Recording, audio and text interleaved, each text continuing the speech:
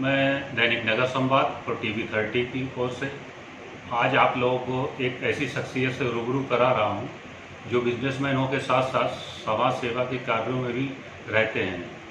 आइए चलिए श्री विजय चौरसिया जी से बातचीत करते हैं। तो विजय जी, सबसे पहले तो आप ये बताइए कि आपके मन में एक ऐसे ख्याल आया कि कोई संस्था गठित की जाए जिससे समाज सेवा की जाए। जी, सर्वप्रथम तो मैं आपके चैनल टीवी 30 इंडिया एवं नगर संवाद न्यूज़पेपर जो आपका है उसके माध्यम से समस्त देशवासियों को कल नागपंचमी महापर्व है, चौरसिया दिवस के रूप में हमारा चौरसिया समाज बनाता है। मैं नागपंचमी महापर्व एवं चौरसिया दिवस की समस्त देशवासियों को हार्दिक शुभकामनाएं देता हूँ।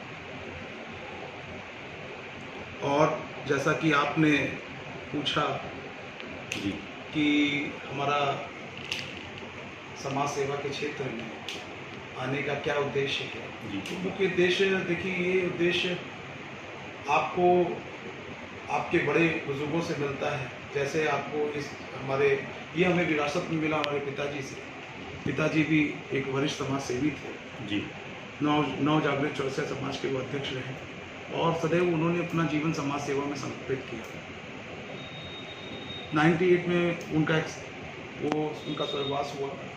उसके बाद उनके कामों को, अधूरे कामों को पूरा करने के लिए, चाहे शिक्षा जगत हो या समाज सेवा के क्षेत्र में, हम लोग ने अपनी भूमिका अदा की। और आज चौरसिया महासभा उत्तर प्रदेश संगठन उत्तर प्रदेश के सभी जिलों में अपना संगठन खड़ा कर चुका है। पूरे भारतवर्ष में बहुत बड़े तादाद में चौरसिया समाज है और सभी जगह संगठन बहुत सक्रिय रूप से कार्य कर रहा है। साथ ही राष्ट्रीय पिछड़ा वर्ग संघ, क्योंकि चौरसिया समाज पिछड़ा वर्ग का एक अभिन्न हिस्सा है, उसका भी मैं प्रदेश अध्यक्ष हूँ और उसका भी कार्य बहुत तेज़ी से चल रहा है। और इन संस्थाओं के माध्यम से जो भी समाज सेवा हो सकती है, हमारे सभी क्षेत्रों के जितने भी जिला अध्यक्ष हैं, जिला प्रभारी हैं, महिला सभा अध्यक्ष, युवा सभा अध्यक्ष, सभी लोग पूर्ण रूप से समर्पित भाव से कार्य कर रहे हैं और समाज के लोगों की मदद कर रहे हैं, समाज को संगठित कर रहे हैं और समाज में एक नई जागरूकता ला रहे हैं। तो यही मेरा उद्देश्य है, जिस वजह से मैं समाज सेवा के क्षेत्र में आया और समाज सेवा के क्षेत्र में मुझे ये चीज़ विरासत में मिली मेरे पिताजी के द्वारा। और अब उसे आगे बढ़ाने का मेरा कर्तव्य है कि मैं उसको आगे बढ़ाऊँ और कई ऐसे विजय चौरसिया हूँ जो हर एक गली में, हर एक गांव में हूँ, जो मैं चाहता हूँ कि सब जगह समाज के कार्य करें, समाज को आगे बढ़ाने का कार्य करें, सभी जगह समाज संगठित हो, समाज उन्नति करे, तरक्की करे और हर क्षेत्र में समाज अपना झंडा गाड़े। ये चौरसिया समाज संगठन की स्थापना किस साल में हुई थी? ये संगठन की स्थापना देखिए, ये तो बहुत ही पुराना संगठन रहा है जी। लेकिन इसको दोबारा रिन्यू जब पिताजी के बाद, मैं लगातार 2008-9 से मैं प्रदेश अध्यक्ष रहा चौरसिया समाज का। उसके बाद चौरसिया महासभा उत्तर प्रदेश का जो गठन हुआ 2014-15 में, इसका गठन किया गया। और क्योंकि गठन का हमारा मेन उद्देश्य था समाज को और समाज के युवाओं को नई दिशा दिखाना। और लगातार, क्योंकि पिछले जो बीच में जो गैप रहा, जो काफ़ी समय समाज जो संगठित था, जो जिस तरह से वो कार्य कर रहे थे, उनका कहीं ना कहीं वो अपने उद्देश्य से भटक रहे थे। उनको सबको एक सूत्र में बांधने का कार्य करना था, इसलिए इसका गठन 2014-15 के बीच में हुआ। और इसमें आज मैंने बताया कि उत्तर प्रदेश के सभी जनपदों में आज हमारा संगठन सक्रिय रूप से कार्य कर रहा है। अच्छा, इस संस्था के दौरान कुछ जो मेन आपने प्रोजेक्ट किए उनके बारे में बताएंगे? हाँ, इसमें देखिए हमारा मुख्य एजेंडा है निकट भविष्य में चौरसिया समाज को एक राजनीतिक पहचान मिले, जी, उसको उसका अपना अधिकार मिले। आज उत्तर प्रदेश में बहुत बड़ी तादाद में, इवन पूरे भारत में, जैसा कि मैंने बताया कि बहुत बड़ी तादाद में चौरसिया समाज है।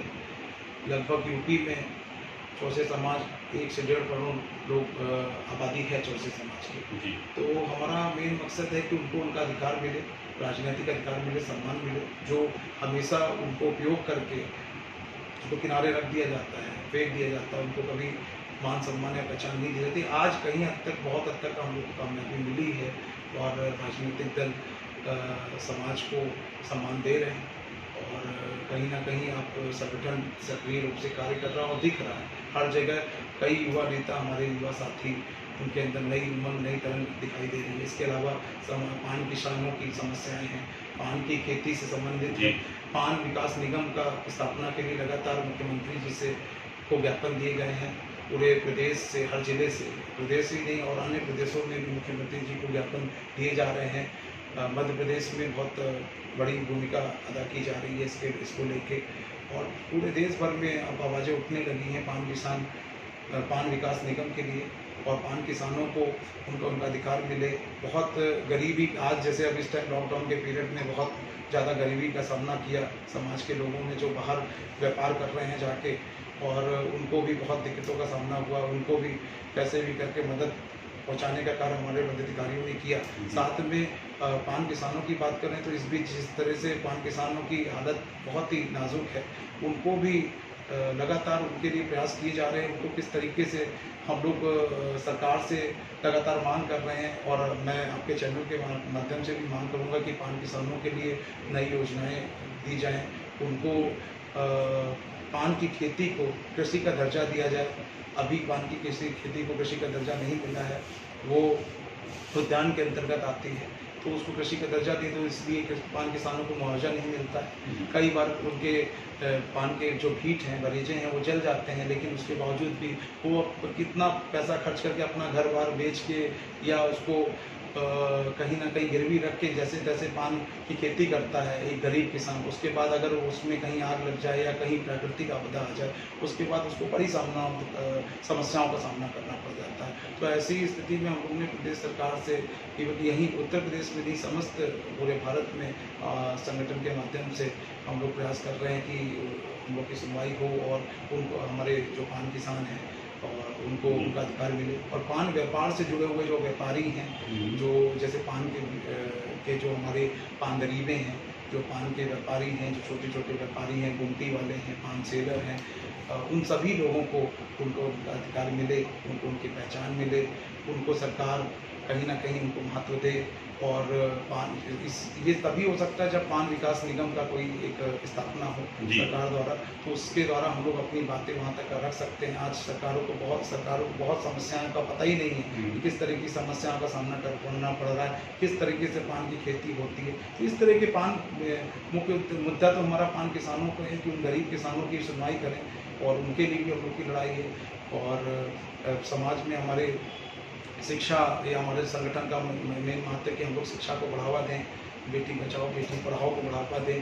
हम लोग समाज में, हम लोग खुद भी अपने हमारे विद्यालय चलते हैं तो हम लोग ने कई सिर्फ समाज के नहीं, सभी जो भी ज़रूरतमंद लोग हैं उनको हम लोग अपनी तरफ से जो भी मदद की जा सकती है हम लोग करते हैं। और समाज के हमारे ऐसे कई लोग हैं जिनके प्रदेश में जगह जगह विद्यालय चल रहे हैं, उनसे भी हम लोग आग्रह करते हैं कि आप मदद करें। और इस तरीके से कि और भी जो भी समाज से संबंधित हैं, जो समाज की समस्याएं हैं और समाज को उनका अधिकार दिलाने की बात है, कई ऐसे मुद्दे हैं अपने हमारे 64 महासभा के एजेंडे के अंतर्गत, जिनको मैं बहुत टाइम लगेगा अगर मैं बताऊँगा, लेकिन मुख्य मुद्दे मैंने आपको बता। अच्छा, आपकी एनजीओ को क्या सरकारी अनुदान वगैरह मिलता है? नहीं, सरकारी अनुदान कोई एनजीओ को नहीं है। पहली बात तो ये संगठन, हमारा रजिस्टर्ड संगठन 64 महासभा उत्तर प्रदेश अपने संगठन के जितने भी आपस में सहयोग करके एक दूसरे का कार्य कर रहे हैं और बहुत तीव्र गति से कार्य हो रहा है। सरकारी तौर पे मांगा गया कि सरकार हम लोग को राजधानी लखनऊ में एक समाज को एक कार्यालय दे, जिससे समाज की समस्याएं वहाँ पर सुनी जा सके। कहीं पर भी वो एक कार्यालय की भी मांग की गई है उत्तर प्रदेश सरकार ने कि कार्यालय समाज को कहीं ना कहीं दे। और आने वाले चुनाव में समाज के लोगों को, जो हमारे क्षेत्रों में जो जहाँ पर बहुल हैं चौरसिया समाज के, वहाँ पर अगर कोई लड़ने योग्य कैंडिडेट है तो उनको जरूर टिकट दे सरकार। और कम से कम कुछ नहीं तो समाज, हम लोग ने अक्सर मांगा है हर कार्यक्रम, अभी हमने 2017-18 में बहन अनुप्रिया जी जो हमारी अपना दल की राष्ट्रीय अध्यक्ष जी, हैं जी। और उस टाइम केंद्रीय मंत्री थी और सांसद जी को मुख्य अतिथि बुलाया गया था, अति विशिष्ट अतिथि के रूप में केशव प्रसाद मौर्य जी को बुलाया गया था और उनसे मांग भी की गई थी कि आप हमारे समाज को सम्मान दें, अधिकार दें और वो काफ़ी हद तक का उन्होंने सहयोग किया है और हर तरीके से उन्होंने आश्वासन दिया है आगे से करने की और इस यहाँ पर कार्यालय की भी मांग की गई है। हम लोग इस तरह के कार्यक्रमों में अपनी मांगें रखते हैं और समाज अपनी ताकत को दिखाता है ऐसे कार्यक्रमों। अच्छा विजय जी, चूँकि आप आरजी एकेडमी के प्रबंधक जी हैं जी जी और इधर आप एनजीओ से भी जुड़े हुए जी, हैं, जी। तो इन दोनों के बीच आप सामंजस्य कैसे बैठा पाते हैं? देखिए सामाजिक संस्था और शिक्षा जगत क्षेत्र से दोनों कहीं ना कहीं एक दूसरे से जुड़ा है। जी। आप चाहे देखिए हम इस जैसे हम आरजी अकेडमी अपने विद्यालय हमारी 3 ब्रांचें हैं, हम लोग इस माध्यम से भी कई ऐसे गरीब बच्चों को केवल समाज के नहीं और भी समाज, जैसे मैंने आपको बताया भी, हम लोग मदद करते हैं उनकी। जी, तो जी। ये भी एक सोशल वर्किंग है। हमारे पिताजी का सपना था, उनको एजुकेशन से बड़ा लगाव था, शिक्षा जगत से बड़ा लगाव था, तो उनका सपना भी हम लोग को पूरा करना है। विद्यालय उनका एक सपना है और वो चाहते थे कि अच्छी शिक्षा, यानी कि हमारी जो इंग्लिश मीडियम की शिक्षा है, गरीब से गरीब बच्चे, मध्यम वर्ग जो सर्विस क्लास के लोग हैं उनको शिक्षा हम प्रदान कर सके। तो हम लोग ने कोशिश ये की कि उनके नाम के, आज उनके नाम से विद्यालय संस्थाएं चल रही हैं, आरजी अकेडमी स्वर्गीय श्री राम वरिष्ठ चौरसिया जी पहलवान जी के नाम से चल रही हैं। तो उनके नाम के अंतर्गत जो भी बच्चे ज़रूरतमंद हैं हम लोग पूर्ण रूप से सहयोग करते हैं। आज कई बच्चे पढ़ के अच्छे फील्डों में निकल चुके हैं। ये पिताजी का सपना है। दूसरा, समाज सेवा के लिए अगर आपके पास चाह होती है, जहाँ चाह होती है वहीं राह होती है। अगर आपके पास चाह है तो आप सब कुछ कर सकते हैं और नहीं है तो कुछ नहीं कर सकते। तो इसके लिए भी जुनून होना चाहिए, चाह होना चाहिए, उत्साह होना चाहिए, तो आप किसी भी फील्ड में आप काम कर सकते हैं। चाहे वो आप चाहे आप अपना विद्यालय देखना हो या समाज सेवा करनी हो, हर फील्ड में आप कार्य कर सकते हैं। आप अपनी एनजीओ के द्वारा भविष्य में कुछ नए प्रोजेक्ट लाने की तैयारी में हैं? हाँ, संगठन के द्वारा मैंने और भी सरकार से लगातार मैं यही ज्ञापन देता हूँ, मांग करता हूँ कि भविष्य में हमारे समाज को, जैसे मैंने बताया कि जी। उचित सम्मान दें, टिकट दें। हमारा मेनली मुख्य उद्देश्य है कि आज उत्तर प्रदेश में इतनी बड़ी तादाद के होने के बावजूद भी एक भी सांसद विधायक नहीं जी। है उत्तर प्रदेश में, तो कैसे विधानसभा में हम लोग अपनी बातें रखें। तो इसलिए सरकार से यही मैं निवेदन करता हूँ कि हमारे समाज को भी उचित सम्मान दें और आपको एक बार अगर आप मौका देंगे तो समाज भी आपके प्रति हमेशा समर्पित होकर कार्य करेगी और आगे आने वाले चुनाव में कहीं ना कहीं जहाँ पर बहुल हैं वहाँ पर टिकट दें। और आप देखिए कि समाज अपना अधिकार कम से कम मांगे। हर समाज को आप महत्व देते हो, कम से कम एक बार इस समाज को भी आपको महत्व देना चाहिए उत्तर प्रदेश में। और सिर्फ ये नहीं कि उनको बस वोट लेने के लिए उपयोग किया गया, उसके बाद उसको किनारे कर दिया गया, वोट लिया गया और किनारे कर दिया गया, ये नहीं। उसके बाद आपको भी उस समाज को सम्मान देना चाहिए जो आपको सरकार में ला रहा है, सत्ता में ला रहा है, तो उसको किनारे इग्नोर नहीं करना चाहिए, उनको भी सम्मान देना चाहिए। उनको भी अधिकार है और जो हमें हमारा सम्मान देगा तो हम लोग भी अपनी, उसके लिए हमारी जान हाजिर है। हम लोग अपना जो हमें देगा सम्मान हम उनको करेंगे मतदान, और हम लोग हमेशा उनको सहयोग करेंगे। और जो भी पार्टी दल अधिकार, हमारे अधिकार की बात करेगा, हमारे साथ हम लोग हमारे समाज के लोगों को सम्मान देगा, तो समाज निश्चित तौर पर सदैव उनके साथ पूर्ण रूप से सम्मान देगा। तो कुल मिला के मतलब आप अपने समाज का प्रतिनिधित्व चाहते हैं पॉलिटिक्स में? पॉलिटिक्स में जाहिर सी बात है, पॉलिटिक्स और समाज एक दूसरे के पूरक हैं। बिना समाज के पॉलिटिक्स अधूरी है और पॉलिटिक्स बिना समाज के अधूरी है। तो मान के दोनों एक दूसरे के पूरक है। आप भी समझते हैं कि समाज कार्य करना है तो पॉलिटिक्स आपको सपोर्ट बहुत ज़रूरी है। और पॉलिटिक्स को भी सामाजिक रूप से जब उनको वोट समाज देता है तो उनको समाज की भी बहुत जरूरत है। तो जाहिर सी बात है, आप समझते हैं कि कोई भी कार्य अगर विधानसभा में हम बात उठाने योग्य होंगे या हमारे लोग, हमारे समाज के जो लोग योग्य होंगे, तभी तो हम अपनी बात पहुँचा पाएंगे। ना तो सामाजिक कार्यक्रम तो कर ही रहे हैं, लगातार लोगों को बुलाया जा रहा है, लगातार लोग आ रहे हैं, चाहे वो डिप्टी सीएम हो, चाहे केंद्रीय मंत्री हो, चाहे कैबिनेट मंत्री हो, चाहे विधायक हो, सांसद हो, सब लोग आ रहे हैं, आपकी बात सुन रहे हैं। लेकिन आपका जब अपना प्रतिनिधित्व नहीं होगा, वहाँ पर आपका अपना कोई बात पहुंचाने वाला नहीं होगा तो तब तक कई समस्याओं का हम लोग को सामना करना पड़ेगा। तो इसलिए हर समाज, आप देखिए यादव समाज देख लीजिए या आप कुर्मी समाज देख लीजिए, उनका प्रतिनिधित्व कर रहे हैं, वो आज समाज काफ़ी आगे आए। उसी तरीके से अगर हमारे समाज को भी महत्व दिया जाएगा तो समाज के लोग आगे आएंगे और समाज कहीं ना कहीं आज कहीं से पीछे नहीं है। हमारा समाज व्यापारी वर्ग में भी आगे है, आज शिक्षा जगत में भी बहुत तेज़ी से आगे आ रहा है, हर क्षेत्र में समाज बहुत तेज़ी से आगे बढ़ रहा है। तो अब ज़रूरत यही है कि अब सरकारें थोड़ा सा महत्व दें समाज को, जिससे समाज कुछ करके दिखाए, उनको दिखाए कि हाँ चौरसिया समाज में क्या है। और चौरसिया समाज ओबीसी का एक अभिन्न अंग है और इसके अलावा हमेशा वो पूर्ण रूप से समर्पित भाव से अपने देश की सेवा के लिए समर्पित रहा है। और आज पान की जो खेती है हर जगह पूजनीय है, पान हर समाज में, हर धर्म में पूजनीय है। पान की खेती और पान किसानों को उनका अधिकार मिले, समाज को उनका अधिकार मिले, गरीबों, मजदूरों, किसानों को उनका अधिकार मिले, कमेरों हैं जो वंचित हैं, जो युवा हैं, जो हर किसी को उनका अधिकार मिलना हमारी मेन लड़ाई है। फिर सबको उनका अपना अधिकार मिलना चाहिए और सबको उनको अपना सम्मान मिलना चाहिए। सब अपने अपने सम्मान के हकदार हैं, इसलिए सभी समाजों को सम्मान दें। केवल मैं नहीं कहता कि मेरे समाज को दें, सभी सम्मान को समाजों को दें।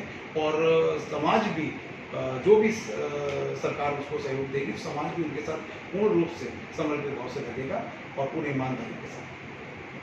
अच्छा, विगत दिनों लॉकडाउन के दौरान आपके चौरसिया समाज के द्वारा सामाजिक कार्य किए गए होंगे, तो उनके बारे में कुछ आप बताएंगे? हाँ, निश्चित तौर पे बहुत हमारे पूरे प्रदेश में, इवन पूरे देश में हमारे संगठन के लोगों ने, समाज के लोगों ने पूर्ण रूप से समर्पित होकर कार्य किया। चौरसिया महासभा उत्तर प्रदेश राष्ट्रीय पिछड़ा वर्ग संघ के समस्त पदाधिकारियों ने बहुत समर्पित भाव से कार्य किया। जहाँ हमारे लोग कई पंजाब में फंसे थे, उनको कैसे कैसे वहाँ से वहाँ के यूपी भिजवाने का कार्य किया। जो वहाँ पर जैसे आपको मालूम है मजदूर तबका वहाँ का माने जाता है, दिल्ली है, मुंबई है, तो वहाँ पर जो लोग थे, जो वहाँ के रहने वाले समाज के लोग थे, उन्होंने उनको राशन से मदद की, उनको वहाँ से यहाँ भेजने के लिए मदद की। जो भी समस्या थी उन्होंने सुनवाई की। इसके अलावा यहाँ उत्तर प्रदेश की अगर मैं बात करूँ, ये तो बात हो गई देश की, मैं यूपी की बात करूँ तो यूपी में सभी जिलों में जितने भी हमारे चौरसिया महासभा और राष्ट्रीय पिछड़ा वर्ग संघ के अध्यक्ष रहे हैं, सभी लोगों ने समय पे उन घरों पर राशन पहुँचाए हैं। जो सरकार के जो नियम कायदे थे उनके अनुसार पे, जो सरकार के जो गाइडलाइन थी उनके अनुसार उन्होंने कार्य किया। सरकार ने जिस तरह से मदद मांगी उस तरह से मदद भी की। और कई गरीब किसानों को, मजदूरों को, जो जिनके पास राशन नहीं था, राशन पहुंचाने का कार्य किया गया। जिनके पास धन नहीं था, धन देने का कार्य किया। जो भी हो सका अपने स्तर पे हमारे पदाधिकारियों ने कार्य किए और लगातार वो कर रहे हैं। और आगे भी जो जरूरत पड़ेगी तो समाज सेवा और देश हित में हमें सदैव हमारा चौरसिया समाज, हमारे सभी संगठन समर्पित है। मैं स्वयं, मेरा खुद भी अगर मेरी ज़रूरत तक खून के आखिरी रक्त तक की ज़रूरत होगी तो मैं वो भी देने के लिए तैयार हूँ। अपने भारत देश के लिए, अपने समाज के लिए, अपने सभी भाइयों को मैं यही कहना चाहूँगा कि सब लोगों ने जिस तरह से कार्य किया, मन बहुत ही उत्साहित होता है देख के कि हाँ आज ये जिस तरीके से कार्य होता है तो इससे और मनोबल बढ़ता है और आत्मविश्वास बढ़ता है। और सब ने बहुत ही दिल से और समर्पण भाव से कार्य किया। देशभक्ति में, समाज हित में, देश हित में जो भी कार्य हो सका वो सभी लोग ने किया। और सब लोग इसके लिए बहुत ज़्यादा प्रशंसा के पात्र हैं। और सभी की मैं बहुत पूरी प्रशंसा करता हूँ आपके चैनल के माध्यम से। धन्यवाद विजय जी। हम आशा करेंगे कि इसी प्रकार आप सामाजिक कार्य करते रहें और आगे बढ़ते रहें। जी।